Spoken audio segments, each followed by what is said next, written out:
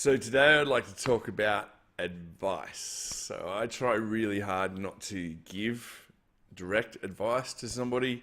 I rather talk about how things have worked for me or how things haven't worked for me, mistakes that I've made, outcomes of stuff when I choose to do it the way that I choose to do it. So I'm not really a fan of you should, you must, you need to. And I'm much more a fan of, well, when I did that, this is what happens, or when I do this, this is what generally happens, or whatever.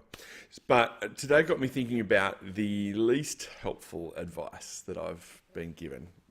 I think there's three main ones that come up now and then, and people are well-meaning, of course, when they deliver it, but I feel like they're not very helpful things. Number one is, and I'd love to know what yours are too, and whether you think that I'm way off the mark here or not. But number one for me is everything happens for a reason.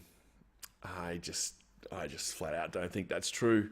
I think that there's lots of things that happen without reason, without being part of some big plan. And I feel like when people say that, they are confronted with a situation they don't understand, or they don't want to feel things, and they don't want the other person to feel bad, and somehow the other person is supposed to feel less bad if they think whatever terrible thing that's happened to them is part of some fucking divine plan or something. And I just don't think that's true. You know, everything happens for a reason. What's the reason for babies getting cancer? What's the reason for tens of thousands of Indonesians killed by tsunami?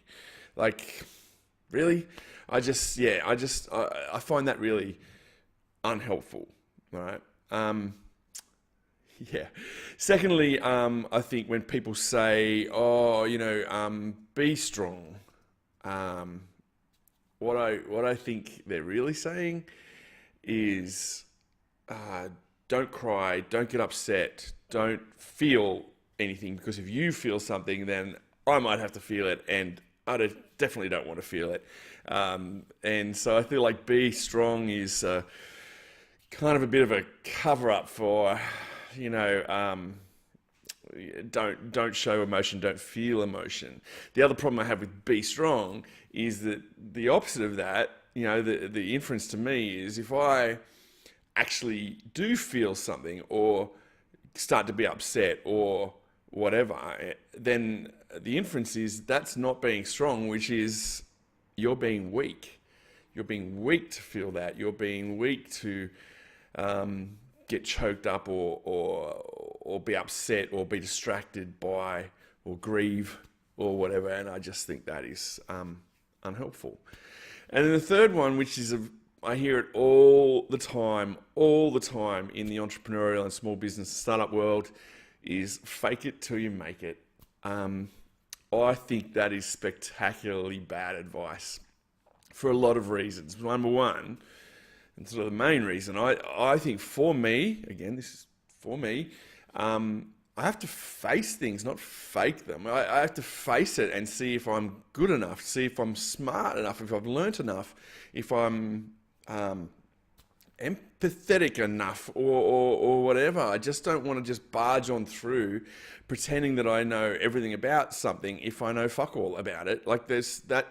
To me, fake it till you make it means just take whatever job is given to you and go and do it, and you'll work it out along the way. And that's true, maybe that's true, and maybe that's sound advice in some parts of your career building stuff, but I don't agree with it generally. I think it's much better to put your hand up and say, you know what, I don't understand what's happening here. I don't know what you want from me.